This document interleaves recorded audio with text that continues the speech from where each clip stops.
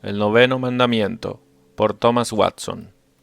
No darás falso testimonio contra tu prójimo. Éxodo 20:16. La lengua, que al principio fue hecha para ser un órgano de alabanza a Dios, se ha vuelto en un instrumento de injusticia. Este mandamiento obliga a la lengua a comportarse bien. Dios ha puesto dos cercas naturales para mantener a la lengua dentro, los dientes y los labios. Y este mandamiento es una tercera cerca puesta alrededor de ella, para que no se exprese en el mal. Tiene una parte prohibitoria y una mandatoria. La primera es establecida en palabras claras, la otra es claramente implicada. Primero, la parte prohibitoria del mandamiento, o lo que en general prohíbe. Prohíbe cualquier cosa que pueda tender al menosprecio o prejuicio de nuestro prójimo. Más específicamente, dos cosas son prohibidas en este mandamiento. Primero, difamar a nuestro prójimo. Esto es un pecado en contra del noveno mandamiento. El escorpión lleva su veneno en su cola, el difamador lleva su veneno en su lengua. Difamar es relatar cosas de los demás injustamente. Se levantan testigos malvados. De lo que no sé me preguntan. Salmo 35:11. Es común presentar a un cristiano decapitado de su buen nombre. Ellos se levantaron por una calumnia de Pablo, de que predicaba que los hombres podían hacer el mal para que el bien viniese. ¿Y por qué no decir, como se nos calumnia, y como algunos, cuya condenación es justa, afirman que nosotros decimos, hagamos males para que vengan bienes? Romanos 3:8. La eminencia es comúnmente arruinada por la difamación. La inocencia del cordero no le preservará del lobo. Cristo, el más inocente sobre la tierra, fue relatado que era un amigo de pecadores. Juan el Bautista era un hombre de una vida santa y austera, y sin embargo decían de él que era un diablo. Mateo 11:18. La Escritura llama a la difamación matar con la lengua. Venid e irámoslo de lengua. Venid e irámoslo de lengua. Jeremías 18:18. Puedes herir a otro sin nunca haberle tocado. La lengua inflige mayores heridas que la espada. Agustín.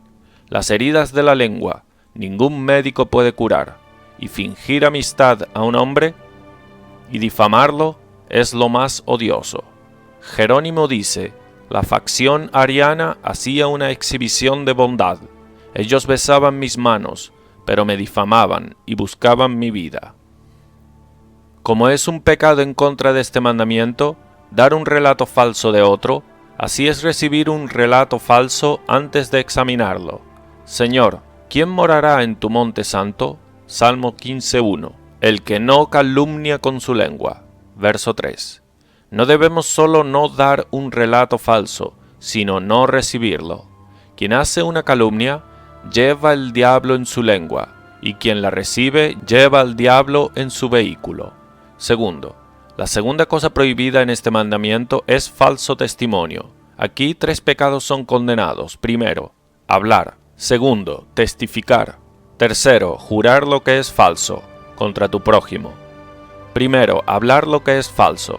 Los labios mentirosos son abominación a Jehová. Proverbios 12:22. Mentir es hablar lo que uno sabe que no es verdad. No hay nada más contrario a Dios que una mentira. El Espíritu Santo es llamado el Espíritu de verdad. 1 Juan 4:6. Mentir es un pecado que no se queda solo. Hace entrar a otros pecados. Absalón le dijo a su padre una mentira, cuando dijo que estaba yendo a pagar su voto en Hebrón. Y esto era un prefacio para su traición. 2 Samuel 15:7. Donde hay una mentira en la lengua, el diablo está en el corazón. ¿Por qué llenó Satanás tu corazón para que mintieses? Hechos 5:3. Mentir es un pecado que inhabilita a los hombres para la sociedad civil. ¿Cómo puedes conversar o negociar con un hombre cuando no puedes confiar en una palabra que dice? Este pecado provoca enormemente a Dios. Ananías y Zafira cayeron muertos por decir una mentira. Hechos 5:5. El horno del infierno es calentado para los mentirosos. Mas los perros estarán fuera. y los hechiceros, los fornicarios, los homicidas, los idólatras, y todo aquel que ama y hace mentira. Apocalipsis 22:15. Oh, qué pecado aborrecible es este. Considera cada palabra tuya como un juramento. Jerónimo. Cuando hables, deja que tu palabra sea tan auténtica como tu juramento. Imita a Dios, que es el padrón de la verdad. Pitágoras, siendo preguntado qué hacía a los hombres como Dios, respondió: cuando hablan la verdad.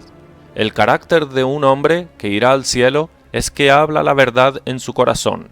Salmo 15:2. Segundo, lo que es condenado en el mandamiento es dar testimonio de lo que es falso. No darás falso testimonio. Hay una manera doble de dar falso testimonio. Primero, existe un dar falso testimonio por otro. Segundo, dar falso testimonio en contra de otro. Dar falso testimonio por otro, como cuando damos nuestro testimonio por una persona que es criminal y culpable, y la justificamos como si fuera inocente. Los que justifican al impío mediante cohecho. Isaías 5:23. Quien busca hacer a un hombre malo justo, se hace injusto. Es dar falso testimonio en contra de otro, cuando lo acusamos en audiencia pública falsamente. Esto es imitar al diablo, que es el acusador del hermano. Aunque el diablo no es ningún adúltero, sin embargo es un testigo falso. Salomón dice: un hombre que da falso testimonio en contra de su prójimo es un mazo y una espada. Su lengua es una espada para herir a la persona en contra de la que testifica en sus bienes o vida. Vinieron entonces dos hombres perversos, y se sentaron delante de él, y aquellos hombres perversos atestiguaron contra Nabot, delante del pueblo, diciendo: Nabot ha blasfemado a Dios y al rey. Primera Reyes 21:13. La reina de Persia, habiendo enfermado, los magos acusaron a dos vírgenes piadosas de haber buscado por encantamiento la enfermedad de la reina, por lo que ella hizo que esas vírgenes fuesen aserradas. Un testigo falso pervierte el lugar de judicatura, corrompe al juez haciéndole pronunciar una sentencia equivocada y hace que el inocente sufra. La venganza hallará al testigo falso. El testigo falso no quedará sin castigo. Proverbios 19:5. Si el testigo es un testigo falso y ha testificado falsamente en contra de su hermano, entonces le será hecho como pensó haber hecho a su hermano. Si por ejemplo pensó quitarle la vida, su propia vida deberá ser quitada por eso. Deuteronomio 18 y 19. Tercero, lo que es condenado en el mandamiento es jurar lo que es falso, como cuando los hombres toman un falso juramento, y por eso quitan la vida de otro.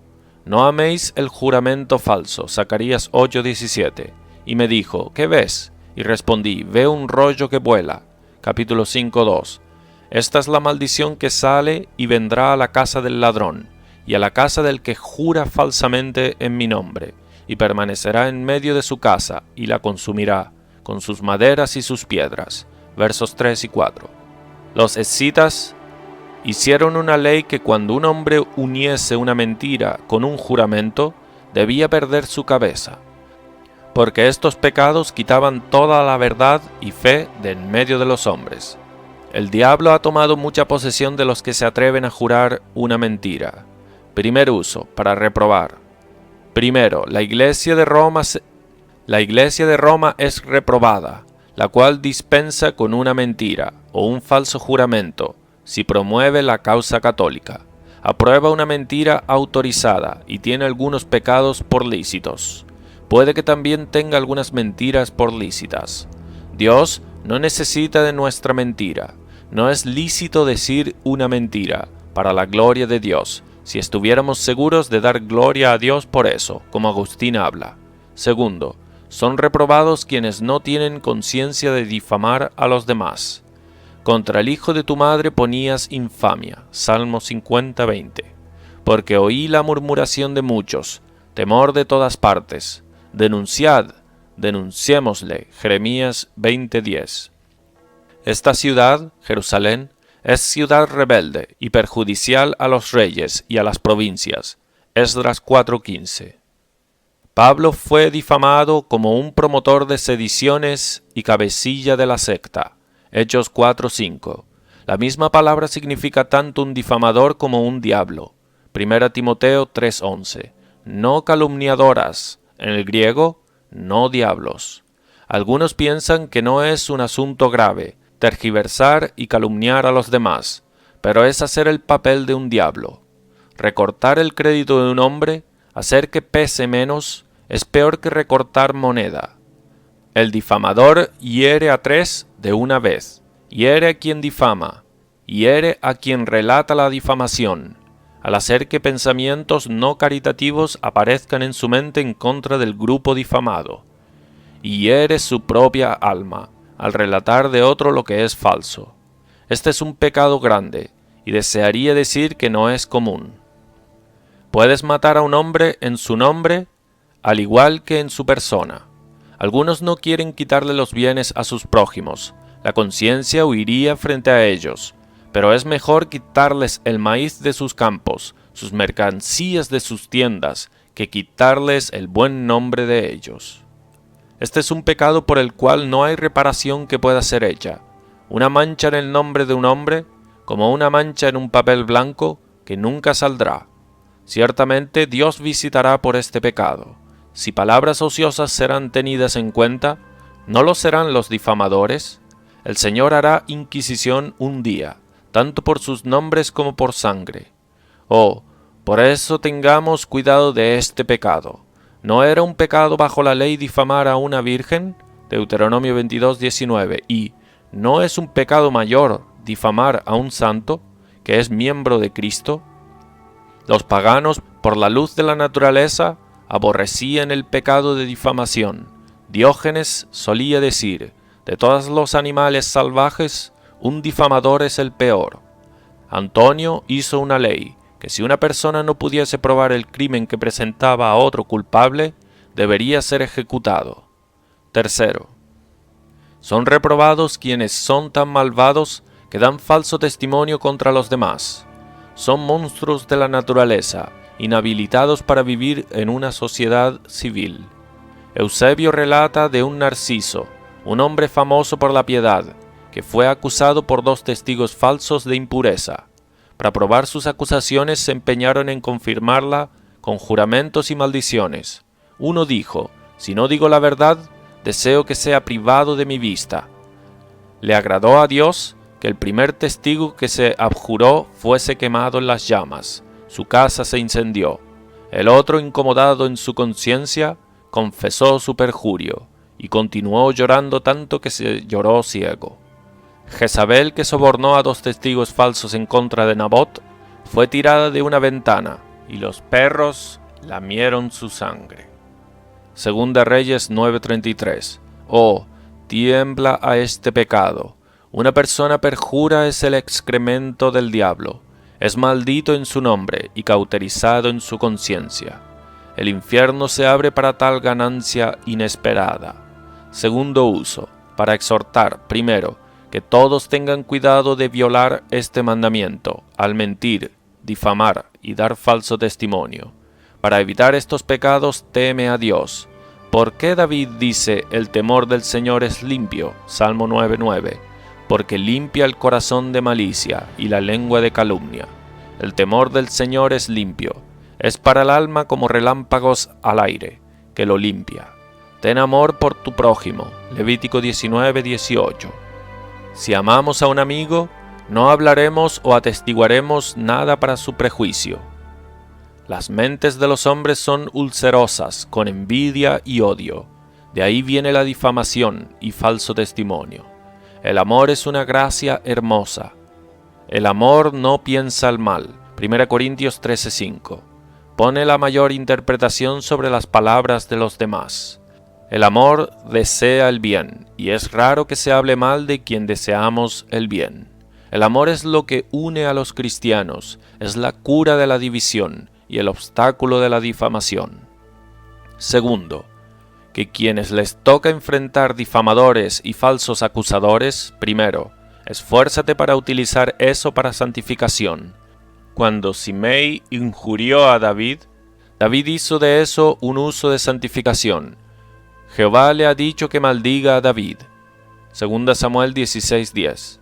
Entonces, si eres difamado o acusado falsamente, haz buen uso de eso. Ve si no tienes ningún pecado del cual no te has arrepentido, por el cual Dios puede permitirte ser calumniado y recriminado. Ve si en algún momento no has hecho mal a los demás en sus nombres, y dicho de ellos lo que no puedes probar. Entonces pon tu mano en tu boca, y confiesa que el Señor es justo si te deja caer bajo azote de la lengua. Segundo, si eres difamado o acusado falsamente, pero sabes de tu inocencia, no te preocupes demasiado, que tu alegría sea el testigo de tu conciencia, que éste sea tu baluarte, saber de tu propia inocencia. Una buena conciencia es una pared de bronce, que será capaz de permanecer contra falsos testimonios. Como ninguna adulación puede curar una mala conciencia, así ninguna difamación puede herir una buena conciencia. Dios despejará los nombres de su pueblo, y exhibirá tu justicia como la luz. Salmo 37:6. Como Él limpiará las lágrimas de los ojos, así limpiará las recriminaciones del nombre. Los creyentes saldrán de todos sus difamadores y recriminaciones, como las alas de una paloma, cubierta de plata, y sus plumas con oro dorado. Tercero, sé muy agradecido a Dios, si te ha preservado de difamaciones y falsos testimonios. Job lo llamó el azote de la lengua, capítulo 5:21. Como la vara azota la espalda, así la lengua del difamador azota el nombre. Es una misericordia grande ser guardado del azote de una lengua. Una misericordia que Dios calle bocas malignas de dar falso testimonio. ¿Qué daño podría hacer un relato o juramento falso? Uno destruye el nombre, el otro la vida. Es el Señor que amordaza las bocas de los malvados y evita que esos perros que nos gruñen caigan sobre nosotros. Los pondrás en un tabernáculo a cubierto de contención de lenguas. Salmo 31:20. Hay, supongo, una alusión a reyes, que habiendo resuelto proteger a sus favoritos en contra de la acusación de los hombres, los meten en sus recámaras, o regazo, donde nadie pueda tocarlos. Así Dios tiene un tabernáculo, o un escondite secreto, para sus favoritos, donde les preserva sus créditos y reputación intocable. Los guarda de la contienda de lenguas. Debemos reconocer que esto es una misericordia grande ante Dios.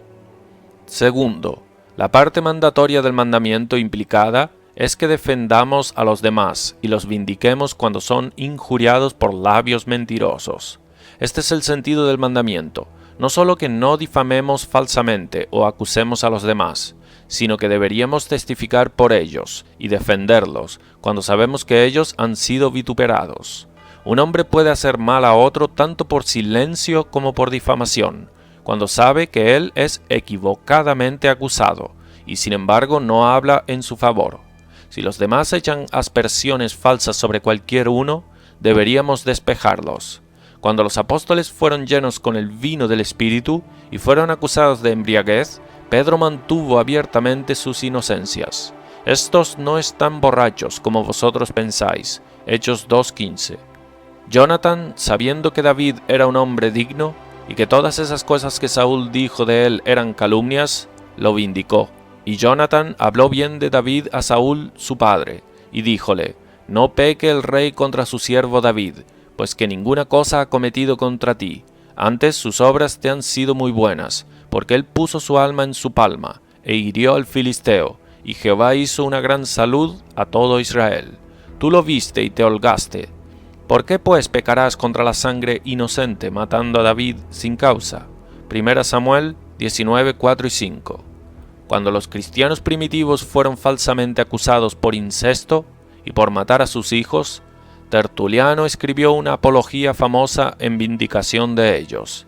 Esto es hacer el papel tanto de un amigo como de un cristiano. Ser un abogado por otro, cuando es tratado injustamente en su buen nombre.